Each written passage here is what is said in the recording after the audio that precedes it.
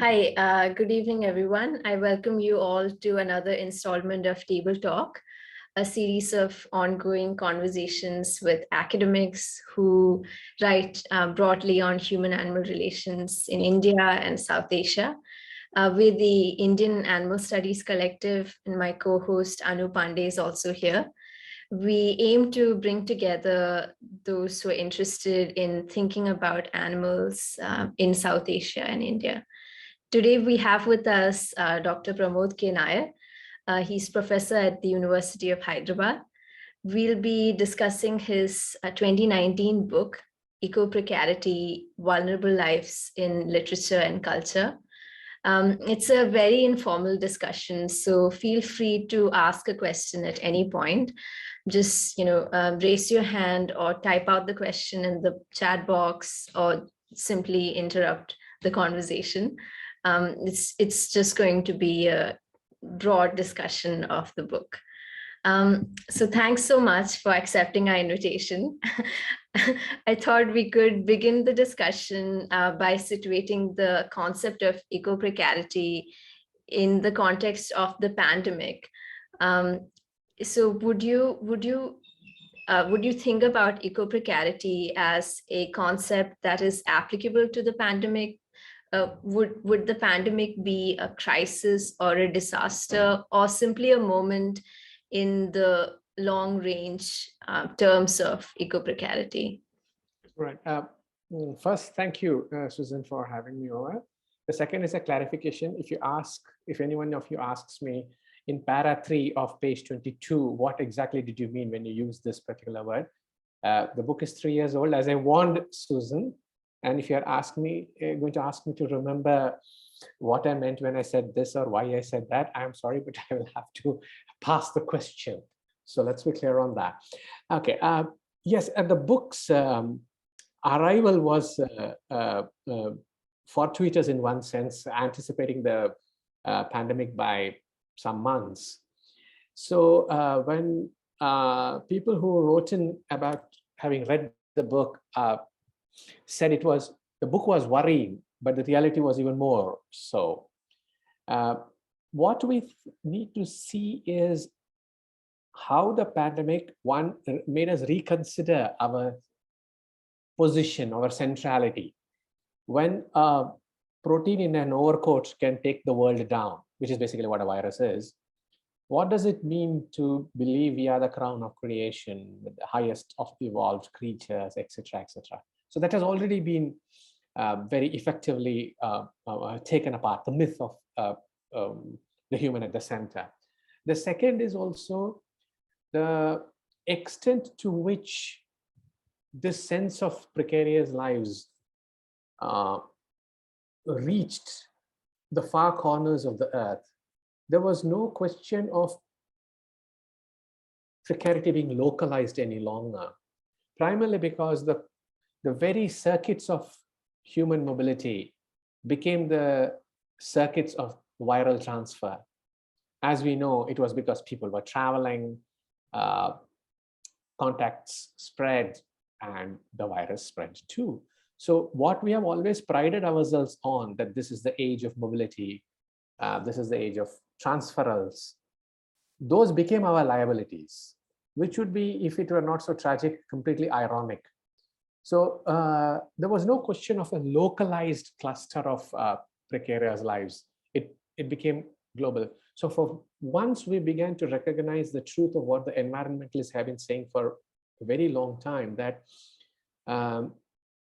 you need to think in planetary terms, not localized terms, simply because it's no longer possible to see the world as discrete units, and precarity spreads.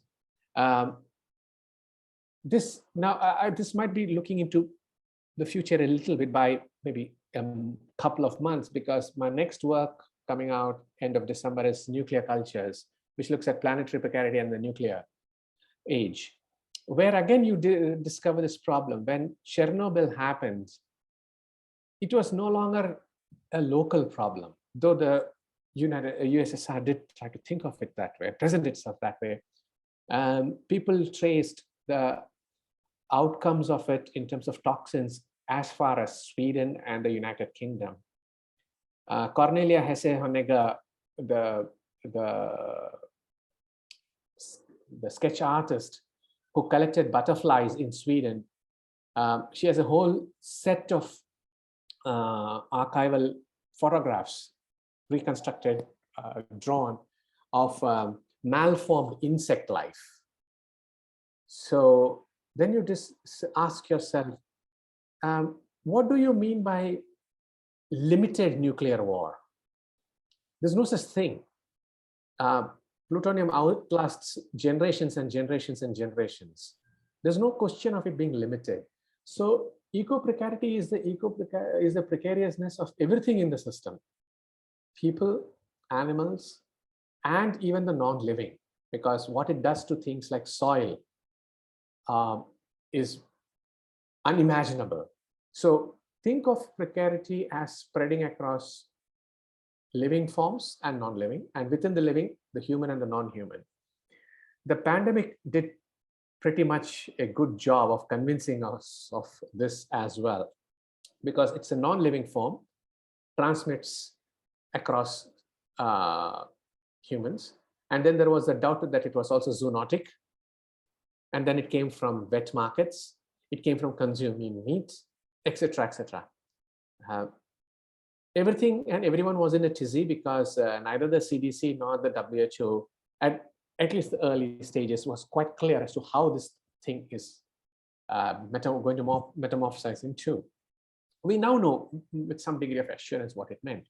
But we do know that a lot of these viral forms, bacterial infections, come because of certain disturbances we are effecting in the Earth's layers, the plant life, inducing mutations.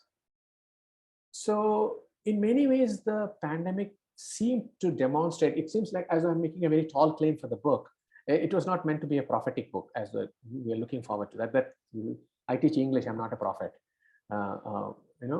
When people ask me, where do you think English studies is going, I have to tell them that that's the job for the prophet.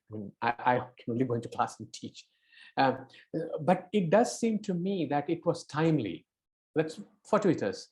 But if we have been thinking in terms of environmental disaster, it's time to move beyond thinking in terms of local disasters, although local intensified moments do occur. So if you think in terms of the endosulfan tragedy, it's localized. Yes. A particular variant of an illness appears in one place and dies out. Yes. But most of our precarious conditions are planetary in nature, no longer restricted to this. I was reading something a couple of years ago where it said that there's no part of the earth which has remained actually untouched. Even the interior Amazon plant and animal life forms have been affected because of global changes, because the waters that flow across the tidal waves, that quality has changed. The air waves have changed, which means it does touch other parts of the world. So it's not like there is a pocket which is safe. So I think that way the pandemic demonstrated connections as nothing else did, except rumors, I suppose, which also connects in interesting ways. It's interesting that you should say that precarity spreads, because it directly ties into one of the questions that we've been engaging with a lot of the previous speakers as well, and which also, I suppose, reflects in the debate about the Anthropocene. So on one hand, the Anthropocene reflects the universal planetary condition, but on the other hand, there's also, the slow violence of the environmental condition in the global south. And again, in this book, you do cite Rob Nixon, which you don't have to, it's not a reference that you have to respond to in particular. But I wonder, even if you're talking about a universal condition, how can we think about the local? I feel like the local then simply becomes a smaller sample or a smaller unit of what is happening all over, and the the precarity of the people in the local spaces or the animals in the local spaces, that will cease to have any importance. No, it's not that it doesn't have any importance. You answered the question yourself when you said it seems a smaller version of. It's a kind of small fractal unit, which is precisely what it is. So when we think in terms of, say, mining, you are mining for something in Jharkhand or Chhattisgarh. You are mining for uranium in the Maralinga regions of Australia. Now, you mining for uranium in Australia, which is mined, the land is left with the tailings as it's called, making a mess of life for everybody. And that same uranium gets involved in the global circuit of nuclear materials, producing bombs in, say, the United Kingdom to be used elsewhere. Uranium suddenly goes out from a tiny portion of Australia, the Maralinga area, which is primarily Aboriginal land, and also the Flinders Mountain range. And where does it go? It goes everywhere. So it's a small segment which produces the material for nuclear fission and fusion bombs all over the world. So it's the item which is being mined, but the basic principle remains unchanged. You mine for coal, you mine for uranium. The land has already been rendered at a local level damaged, but the product that comes out of it is not consumed in that particular place. The damage, for example, which something like uranium can do, is not necessarily local. It's far, far more expansive in scope, shall we say. So while slow violence occurs in one place, its ramifications are not necessarily local, which is why Ursula Hayes speaks about the sense of a planet. And the sense of a planet is not because you are aware of the Amazon rainforest, which may be practically no different for you if you look at it from, say, Wayanad. But the consequences of whatever is going on there are parallel to the consequences of things that are going on here.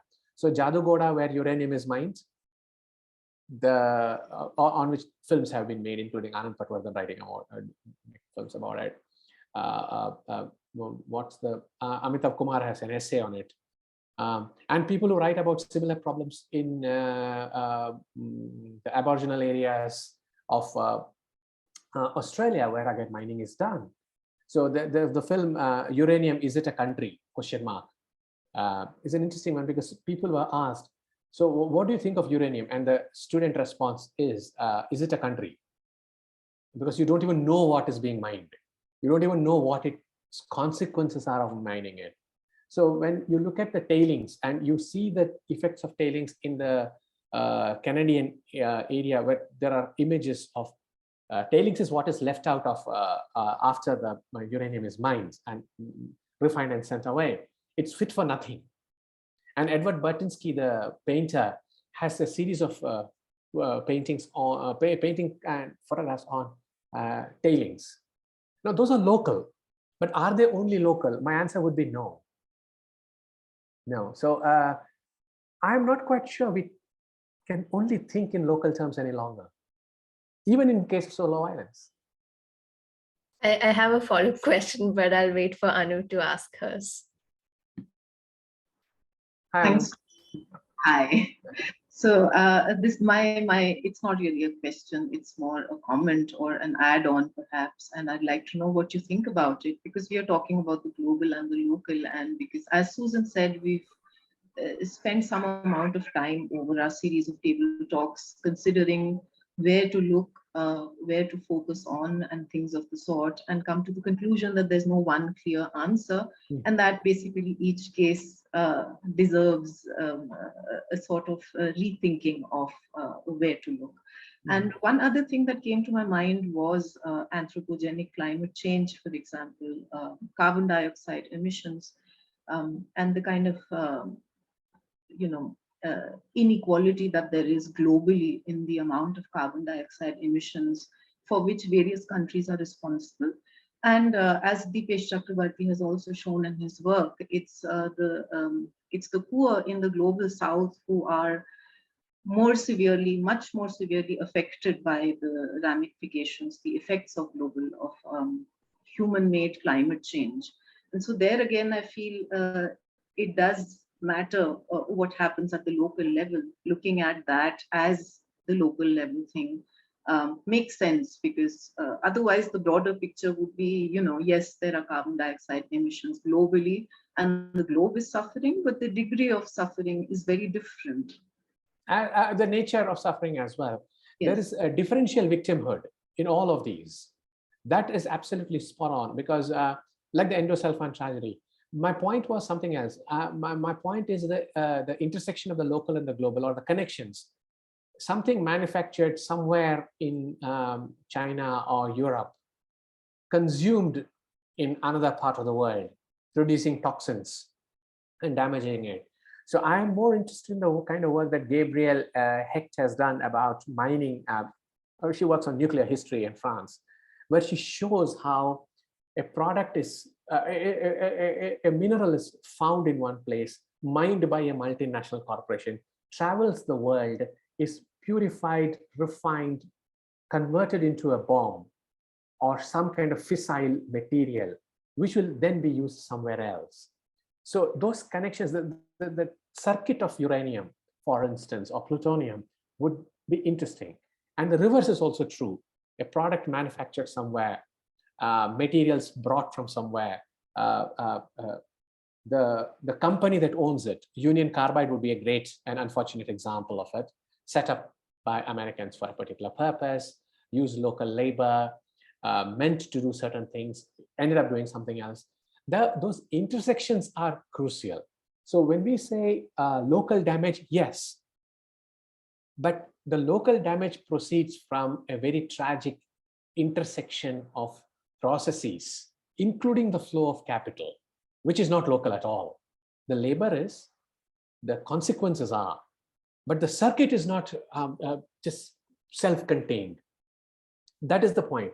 And to me, that is extremely disturbing, because in many ways we are saying we really have no control over what comes in and what goes out.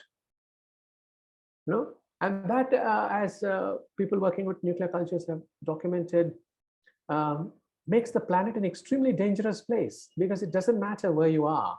These flows and fluxes do adversely impact everyone to greater or lesser degrees. Also, the point you made, the degrees of suffering, absolutely, because if there is competing victimhood, there is also the point that death is not always measured or in the same way, as Derrida would argue about 9/11. It's not measured in the same way. How much compensation did the Bhopal victims get? Less than $500. What was the compensation paid to the people who died in the two towers? So death is not measured or measurable in the same way, irrespective of where the death originated. So yeah, so I think that's a lovely point about the local aspect. But yes, thank you. To return to the local again, when you're talking about, I have two related questions. When you're talking about the local being linked to the global, I feel like the point you're making is different from a point made by multi-species ethnography, where anthropologists are talking about relationality and there not being a singular agent. So if that's not the point you're making, and if you're saying that the local is linked to the global, then that would mean that if A is connected to B, A and B are still discrete units, and therefore A would have to be considered just as specifically in its personhood or animalhood as B has to be considered. So I wonder if that's a distinction you would make. And the second question I have is in relation to animals specifically. In all these discourses, I feel like, as opposed to people, animals in local spaces, they're not really part of the discourse in some sense, because they're not humans. So they're not thinking about environmentalism, they're not conversing with activists. So in a way, they're outside the discourse, even if their lives are very much impacted by it and so on. So when we're thinking about eco-precarity as something that is spreading across the world, then how do we understand? So is it a discourse that is, how can we understand when that discourse is made to make sense of people or animals who have no idea of what's going on? So in that sense, would local regain some of its importance? To go to your second question first, it's always on behalf of them that the discourse operates, which is basically what you're saying, since they don't participate in it. It's a bit like children's literature. The children aren't the ones writing the literature. It is what we think is good or ought to be read by children that produces a genre called children's literature. This is good for them. But the children's literature is not written by children, it's written by adults for children, right? So when we speak about the question of the animal, it is what we assume is the question of the animal, or what is defined as animal by us in our discourses. So yes, it is it still remains at some point an anthropocentric discourse around the animal, which is basically what you're also trying to say, that they are not involved in the discourse. It's a discourse about them, but not of and by them. Right, absolutely, there's no quibble about it. To go back to your first point, which was about multi-species ethnography, it's not that they're discrete units. No, there is relationality, there is transcorporeality, which is, I think, Stacey Alamo's term. We are all transcorporeal. It is just that in every biome, in every ecosystem, which is supposedly limited, there is still something of the local that remains. Yes, but that local is also relational, related, or relatable to the soil system around it, the water systems, the airwaves, which flow, move, still constitute a certain relational element in that particular local biome or ecosystem, or whatever you want to call it. And therefore, there is a kind of transferred fragility that enters into every ecosystem. You know, there's a spillover, shall we say, to use a more cool term. And that disturbs the ecosystem in some small ways. And the best example would be what happens to riverine life forms, flowing water, toxins, etc., all the way from one source, all the way down. And in between, how many biomes get disturbed? How many ecosystems and forms of life get disturbed? No, they are local. Are they? So relationality remains, but that doesn't make them discrete units. They're discrete up to a point. But ontological vulnerability stemming from what I've referred to as transferred fragility means that the borders have already been blurred. They've been blurred for some time now. We are witnessing, I suspect, I'm not a climatologist or an animal or an ethologist to be able to pin this down. But how many ecosystems of how many species have had blurred boundaries in the last, say, 100+ years, which is what I know is anthropogenic and anthropocentric. We have not really measured that, have we? We don't quite know how to measure it either. We recognize it when dead fish float to the surface. And this takes us back to the point you made a little earlier about, I forgot it, I'll come back to that, but yes. But the fragility of shared ecosystems or transferred fragility is crucial because it migrates. Fragility migrates. It's not localized because it moves. And by move, I don't mean literally, but it does impinge and a little push, a little prod, and slowly it begins to crumble. That's how I would think of relationality. Mutually assured destruction, but with but differential. It affects small animals and big animals in one way. It affects the plankton in one way, dogs and cats in another way. So it's not, it affects, but you cannot really say that how plankton get affected by something that happens to the water and mammals that come to drink at the watering hole are quite the same. Yeah. And that's a really beautiful phrase. But even if we're thinking about transferred fragility, then would you agree with somebody like Dipesh Chakrabarty, who says that post-colonial studies has no value in a world where precarity has become planetary. But I do feel like post-colonial studies does have some value, and its value stems from its reconfiguration of precisely discourses and power and how they seem to serve people in the West, or discourses in the West. Discourses and practices in the West, not just discourses, isn't it? Because discourse is material in this case. I would counter Deepesh Chakravarty's argument with one essay by Robert Young called The Post-Colonial Remains. It's a pun in the word, of course, in the title, but post-colonial remains as to how much and what kind of post-colonial we can argue endlessly. Latin American post-coloniality versus the rest of the global South. Yes, of course. But to believe that the post-colonial doesn't have value is to ignore the reconfigurations of, say, race in the transference of technologies, in the fact that nuclear waste dumping continues to haunt, say, the Bikini Atoll people. The Bikini Atoll Islands will remain uninhabitable for 50 to 60,000 years more. Not much, but only 50 to 60,000 years. Well past our lifetime, but who cares? The Pacific Island tests have stopped after 1954 or 55. That's way back in time, supposedly. But actually, no. So do we think that there is no post-colonial relevance in talking about nuclear technology? The fact that uranium mining happens in aboriginal areas, more of the dumping happens in places where non-white populations reside.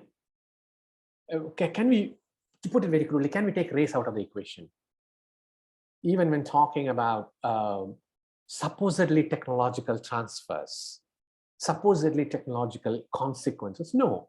So I do think, but I'm not quite sure Deepesh Chakravarty is speaking about the irrelevance of the post-colonial as much as a call for a reinventing of it, which I think is, I don't think Deepesh Chakravarty would be so short-sighted as to make that argument. He does say that we need to start thinking planet.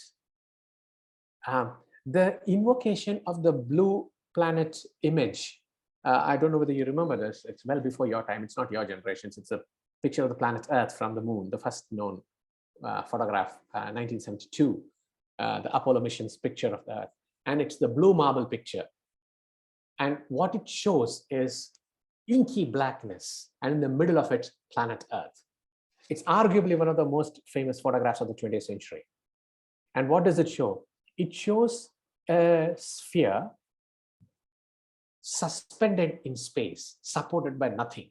You want to know planetary precarity, there you go, just take a look. And it seems you have to ask this question, how on earth, literally, is it hanging out there? What holds it to its place? Because it's black and in the middle is this planet. So if you were thinking in terms of fragility, there you go. So Deepesh Chakravarty is speaking of local histories, local conditions, and all that, but he's also saying, perhaps you need to see the human footprint, which is the Anthropocene, of course, on a much larger level.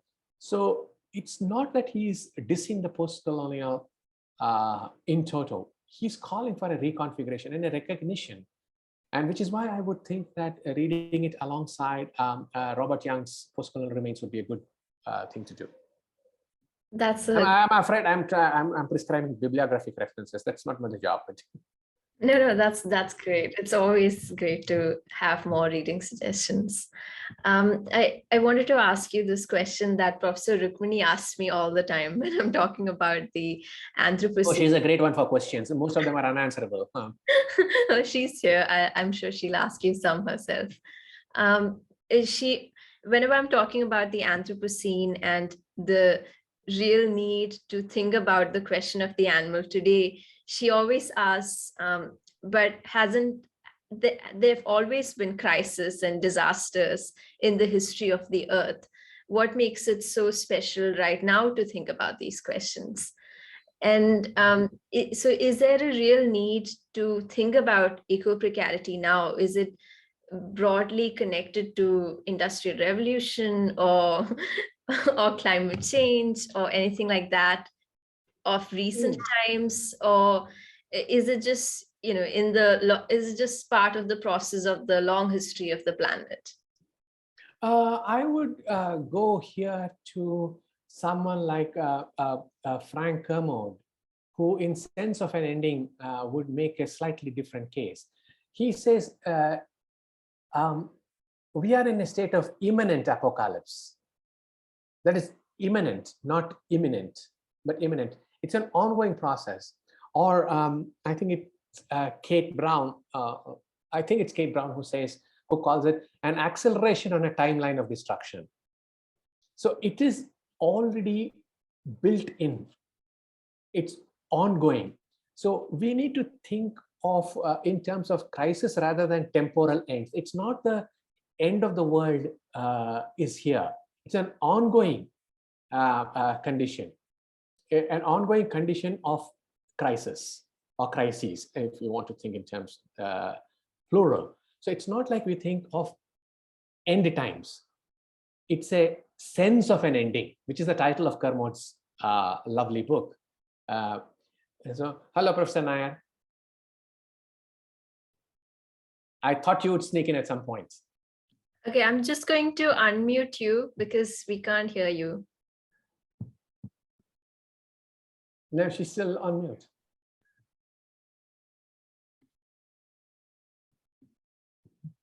If she's speaking, I can't hear her. No, what about this? Okay, yeah, it's working now. I thought you would get in at some point. Yeah, I just wanted to continue.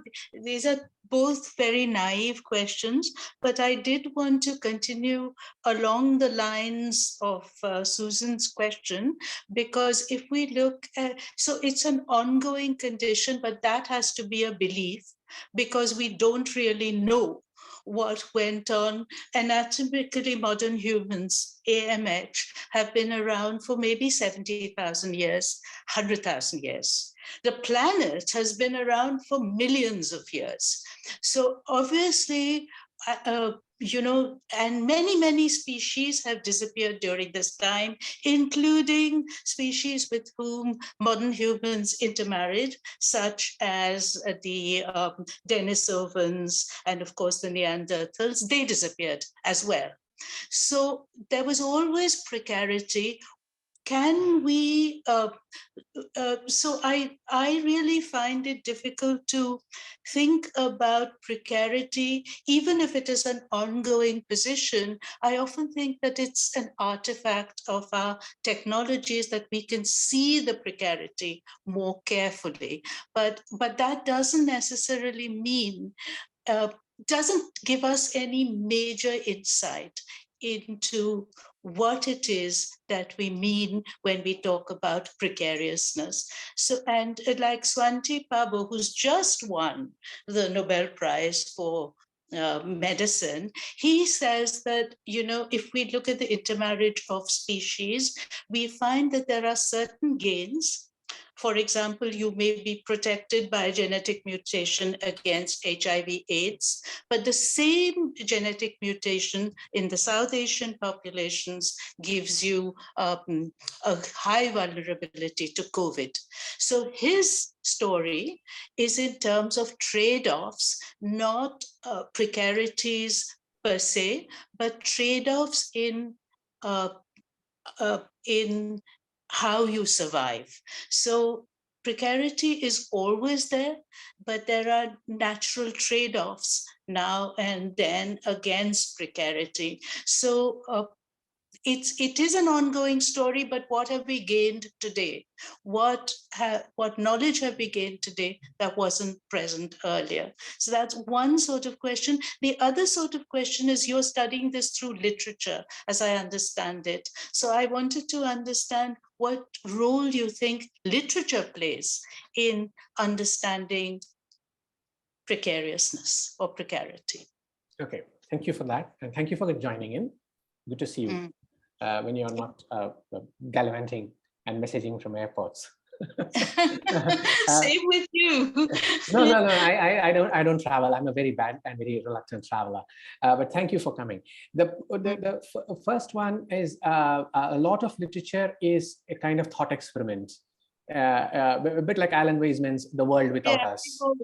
yeah. The world without us kind of thing. That imagine the end, imagine the apocalypse, or imagine a certain kind of apocalypse is more accurate. So that's one. Literary studies, literature actually cautions us. It's a cautionary tale about certain forms of ending. That's it also alerts us to forms of relationality, connections, the prehistory of an idea, a necrospective history kind of thing as well. Which brings me to the point you made at the beginning, Professor Nayar, that there are trade-offs. Yes, which is why, again, if you go to literary texts like Octavia Butler's, she is speaking of evolution in terms of losing certain kinds of precarity and gaining certain kinds of immunities. So interspecies liaisons, miscegenation produces in the Xenogenesis trilogy resistance to cancer, resistance to various kinds of influenzas and things like that. And that evolution is only possible with interspecies collaboration. It's not human alone, which is actually anticipating the kind of arguments we now see theorists and philosophers making. Butler was already speaking about the possibilities there in the literature, so it looks forward to it. So yes, we encounter differential precarities, different forms of survival as well. About that, there is no disputing. And how the progress of evolution, if you want to call it progress, occurs, we are really not sure.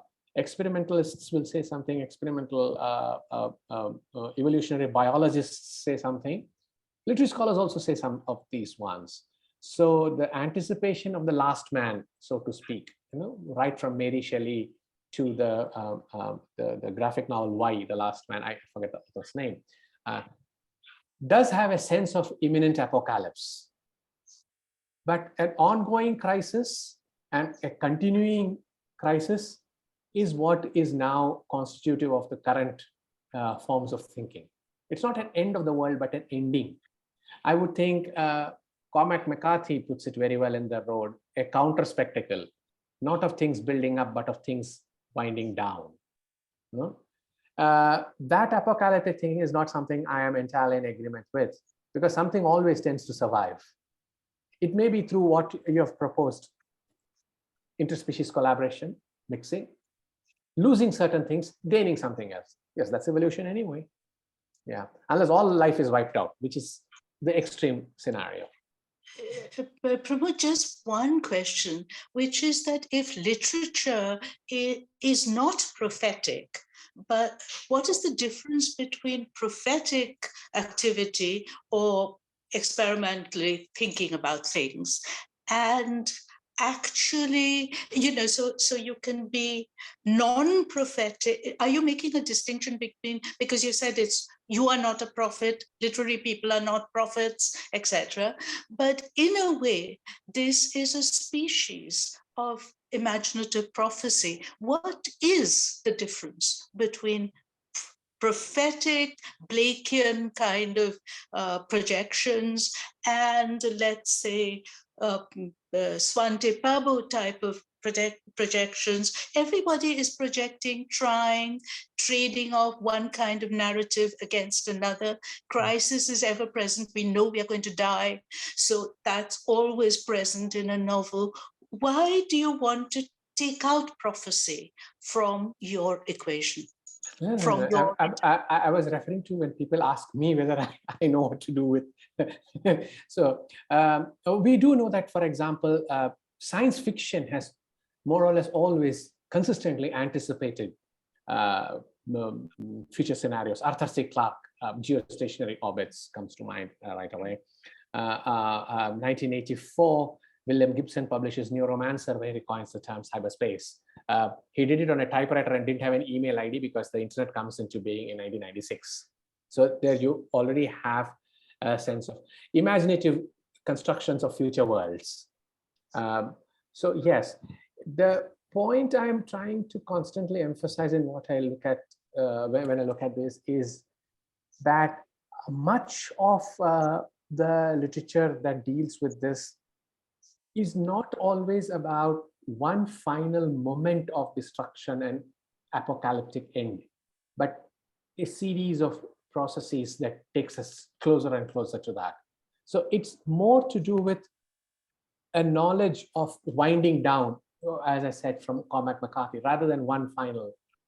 You see it, of course, in On the Beach. Neville shoots On the Beach. Everything is closed. You see it also in I forgot the author's name, but it's about tidal waves and everything rising. Stephen Baxter's novel, Flood, I think.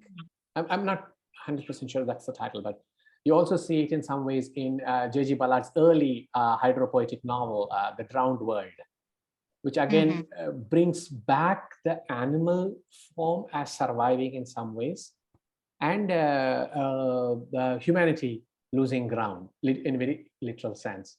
So yes, of course, imaginative anticipations of the future. Thank you. Thank you, Prabhu. I'll just read out Krishnuni's question, which is connected to this last question, which is, we've been talking about the increasingly complex webs of relations that emerge when we trace the production of different materials or events. Does this mean our intervention can only be at the level of witnessing and describing?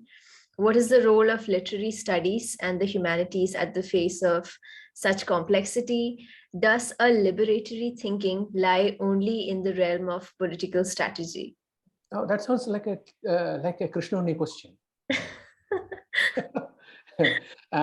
Well, I don't quite know what is meant by only at the level of witnessing and describing, because as Professor Nayar just pointed out, in the process of witnessing and describing, you are also prescribing certain things, seeing something, which is anticipation. It constructs social and cultural imaginaries in which we start viewing animals, plants in different ways. What does I mean? I would not want to answer this question myself, but will leave you people to think about it. What does Richard Powers do in something like The Overstory about trees and plants and plant life? So I don't think it's just at the it's an only witnessing and describing. Witnessing and describing constitute the making of a social and cultural imaginary, which I think is still very important. Then the other one is, what was the second question? The role of literary studies, which I think Professor Nayar herself, in the form of a question, did address, that it performs a certain function. If you want to think in terms of use and instrumental value of literature, to me, that's more or less self-evident. What was the third one? I'm sorry. Like you had a third. Yes, it says, does a liberatory thinking lie only in the realm of political strategy? If you assume all reading is political, then literary studies is itself a political strategy. If you want to make a disconnect, then of course you have to go and do some other kinds of activism. That goes without saying. But liberatory thinking is not only about political strategies as much as freeing yourself up to think in different ways, more complicated ways, which I think the very fact that you are part of an animal studies group signifies that. And not all of you are geologists by training, are you? Understanding the movement of tectonic plates? No, you are reading literature to understand what tectonic plates do. We now know that both Voltaire and Kant responded to the Lisbon earthquake.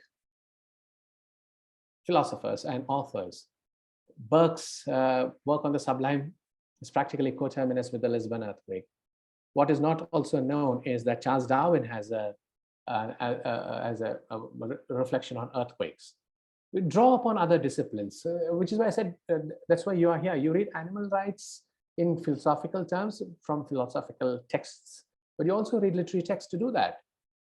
Would you describe yourself as having experienced liberatory thinking? That you have to, I'm not going to speculate on that. But I do think the ability, the skill to think beyond the boundaries that you people are trying to do or others are trying to do is a sign of being liberated from certain rigid frames. That has occurred only because you are doing certain kinds of theoretical thinking and literary reading. That's political enough. I don't know if he has a follow-up question. Krishnani, Krishnani would certainly have one. Otherwise, Yeah, it would be he is unmuted. Go ahead.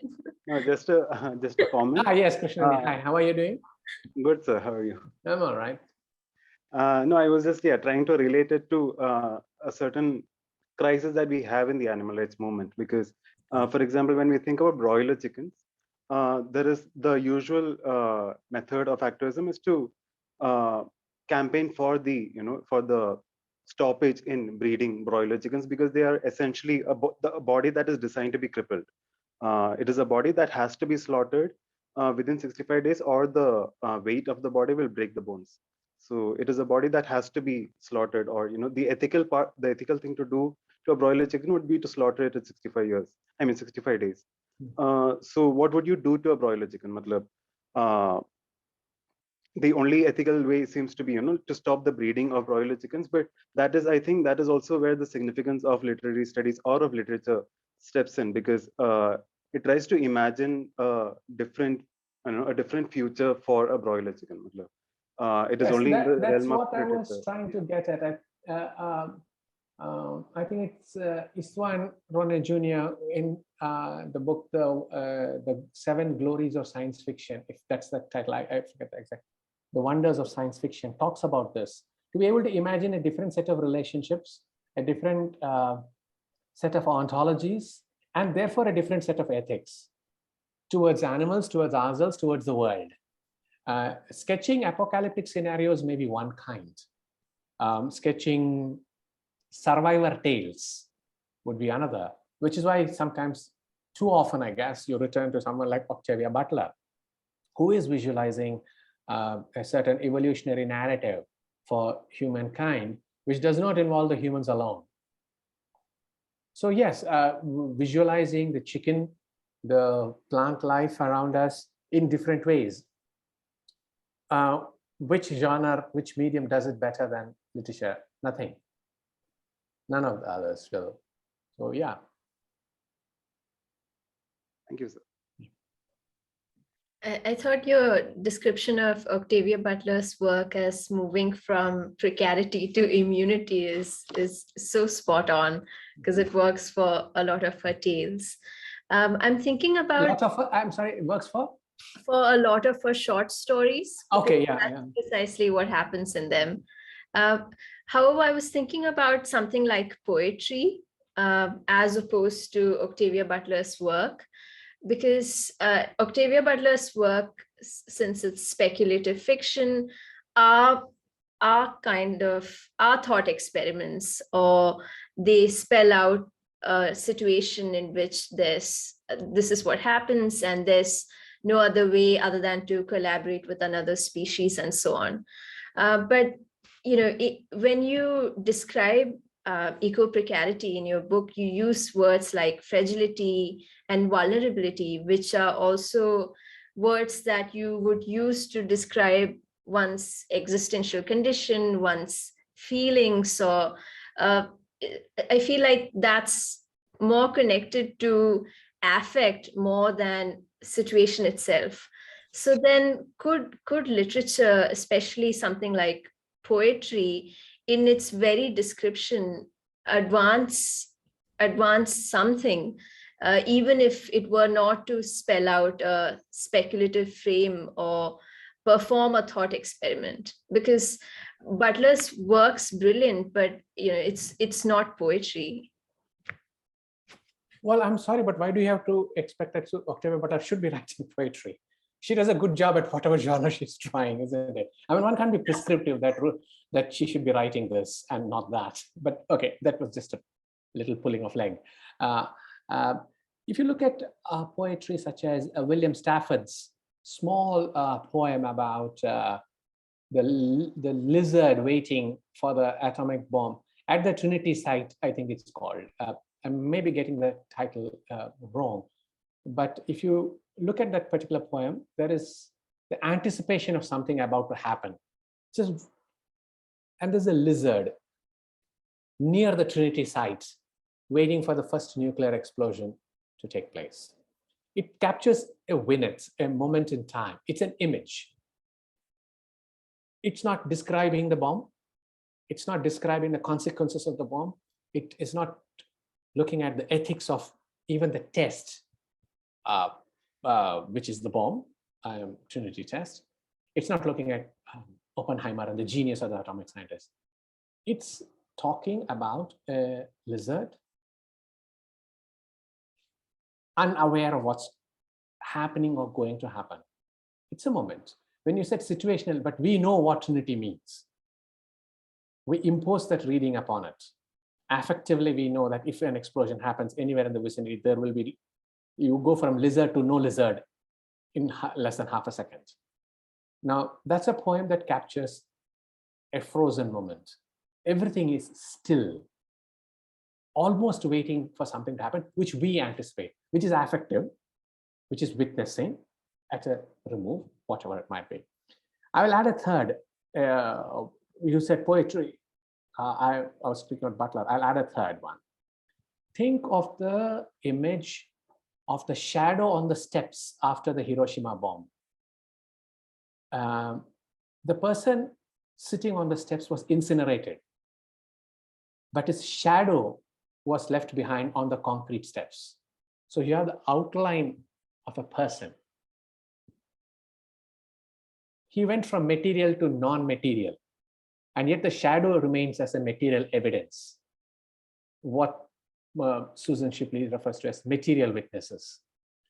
It can be made to speak. The shadow was once a person, but the shadow is in itself a material effect of the bomb. I think it's Akira Lippitt who speaks about the radiance and radiation and fact that everything exploded into light, and what's left is the shadow. It's an interesting movement between this. Now, what does that capture? Like the poem with the lizard waiting, this captures one instance. No, one instant is how you would think of it. They all make their case through different modes. I'm not quite sure I want to get into a discussion whether poetry is more effective doing it or less effective. It communicates. There is a poet in the group here, you know that, right? So I'm not venturing into the discussion with Professor Nayar in the audience. We will wait for her to exit and we'll talk about it. I'm not getting into an argument about that with her. But the point is that genres do these in different ways. They communicate affect also in different ways. So it's not a question of hierarchizing a more effective or less effective medium or genre. I'm also thinking here in terms of the 10-volume manga, Barefoot Gen, which is on the Nagasaki bombing. Keiji Nagasawa was a survivor, Nagasaki survivor. And his 10-volume work, Barefoot Gen, opens with the bomb, but deals with life after the bomb. So this is after the first 3 volumes, which are primarily about the bomb. The rest of it is the aftermath of it. It brings in US imperialism, post-Nagasaki, post-atomic bomb reconstruction and all that. Is that less or more effective? I don't know. And I wouldn't want to hierarchize it like this. Yeah. I'm just going to read out Damni's question. She says she's new to animal studies and hence a beginner in this area. All of us are. Due to poor network, she's going to type out a question. I was reading Bapsi Sindhu's Ice Candy Man today morning and came across the portrayal of the zoomorphic figures of the Ice Candy Man and Masood there. Do you think it is problematic to associate animal attributes to describe humans who are potentially dangerous? It's an old stereotype. Criminals are referred to as animals. Rapists are referred to as animals. As though animal instincts determine what the human is, and human instincts are animalized. I think the use of animal stereotypes and animal metaphors as inherently difficult situation in terms of the ethics of portraying humans as animals and vice versa. It's also doubly dangerous, I think, when we assume that animals can be reduced to only certain things. And why is it that we use it primarily to describe what we think of as primordial feelings, like violence? It could also be done in other ways. So I would agree that there is a bit of a problem, but it's not just to describe humans that are potentially dangerous, but using animal tropes. But we've always had them. I just have one last question, which is, something I'm struggling with in my own work, which is the distinction, if it should be made, between literature and ethnography. And this is related to Krishnani's question about activism, or what would be more strategic. There's always the need to describe what is happening and address what's happening directly, rather than through other cultural mediums such as literature or poetry and so on. So then it's hard in that sense to not ascribe more value to ethnography because it's a description of reality than to literature. So would you say perhaps then it does, because you use the word necrospective in your work, does literature help take stock of a fuller picture in some sense, or is its function different? I think it does give us a fuller picture when we want it to speak to us.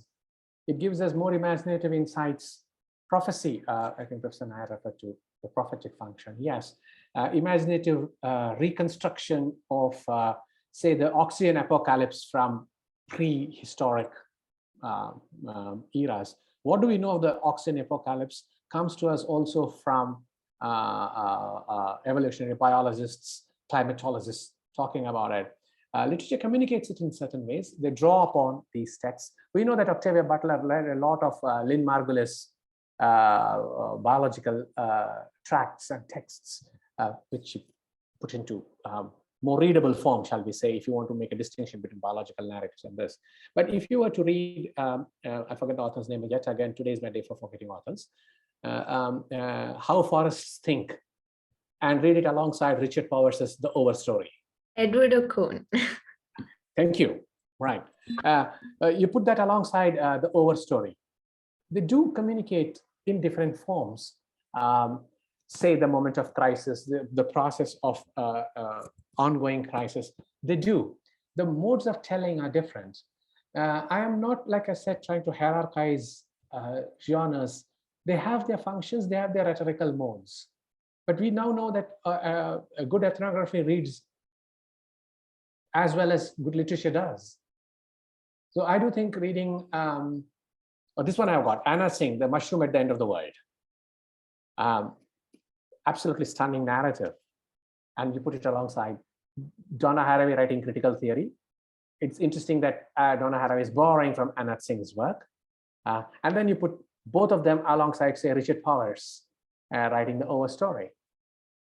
Why would you want to distinguish between three wonderful pieces of texts, except that their affective modes might vary, their affective impacts impact might vary, which is good. What works for us in certain ways when we are reading a literary text may not quite work when you are reading an ethnographic text. And when you read a literary text and you say, this makes practically no sense to me, and then you have to turn to the ethnographic narrative, which provides the quote unquote scientific evidence for whatever Powers might be doing in his The Overstory. I'm just going to read out this one question in the chat, which is probably the most direct question you'll get today, which is most of the non-human animal sport spectacles in southern India, like cockfighting and jallikattu, have more to do with cultural autonomies and assertions which are more local in nature. In such instances, non-human animal precarities conflict with cultures and traditions. So such precarities and killabilities contradict with socio-cultural assertions more in, say, the cockfighting tradition. In that context, kindly suggest how to address the non-human animal question in India. Ouch! That's a political, a politician's response that is expected. Well, how do you address this? But yes, the first part of the killabilities are primarily the result of cultural assertions. Yes, because human cultural assertions are very often atavistic in nature when it comes to how the animal is seen, represented, perceived. And the need to make those assertions not necessarily as just against the animal, but against other humans as well. And this takes us to the argument made by someone like Carrie Wolf, that if you are willing to massacre animals, then you would be prone to massacring humans as well. So the animal holocaust and the human holocaust run along similar political ideological lines. So cultural assertions are primarily about human identities to which the animal becomes just leverage, collateral damage, an instrument to do that. So you resolve human cultural difference, you assert human cultural difference via the animal. That's an instrumentalization. I have no idea how to address the non-human animal question, and I'm certainly not going to be hauled before the court for saying something in this one. So you're not going to get me. I don't know who asked the question, but I was just being frivolous there. But the point is, of course, that a lot of cultural assertion, like I said, which takes to the atavistic image making about the animal, anachronistic sometimes, has to do with human-human relations, human-human interactions, human-human differences. The animal becomes incidental to this. And the animal precarity at that point is no longer a matter of our concern, because we are so busy being culturally assertive. And this is what we want to demonstrate. Why we need the animal as part of this network, this horrific mix of cultural assertions, I don't know. They just serve a particular purpose. But that is overall to do with our anthropocentric view that they are all subject to us, our subjects. So cultural assertion also makes use of them. It's not just cultural assertions, isn't it? I mean, sometimes we need to see this as also the instrumentalization of the living and non-living world to human interests. Yeah. Thanks so much for spending this 1 hour with us. Would you like to tell us a little bit about your new book? Which one? Nuclear Futures. Okay, because I have two coming out this month, and Nuclear Cultures is in December, and I've got something coming out in April. But they're very different books. Nuclear Cultures is about I'm looking through a whole bunch of texts, literary and visual. It starts with an introduction to nuclear cultures, but I am looking in one full chapter is devoted to the irradiated body, which is to do with toxic somatography, atomic trauma, but also the community, the nuclear community, which looks at the Pacific Islanders, but also groups of people called the downwinders. They were people in Utah who lived downwind of the nuclear tests. And they got pretty much a lot of the toxic air there. And when people said, to the scientists and the politicians who decided that there are people down there, they were dismissed as, oh, they are downwinders. 40 years later, there's a very high incidence of cancer among them. So there are communities of victims, the Aboriginals in the Marilinga area, who have had a similar problem. where the testing sites and the dumping grounds for nuclear waste changed entire communities into that. I have a chapter on atomic scientists and bomb makers, on the role of the scientific self and nuclear patriotism, the moral scientist. I'm looking at Oppenheimer, Fermi, and the biographies of these scientists. Oppenheimer, next July, Christopher Nolan releases Oppenheimer, the biopic. So, but I'm looking at several other, so I'm looking at the biographies of Richard Feynman, Enrico Fermi, Oppenheimer in large numbers, because there are more biographies devoted to Oppenheimer than any other nuclear scientist of his time, because he was the most famous of them all.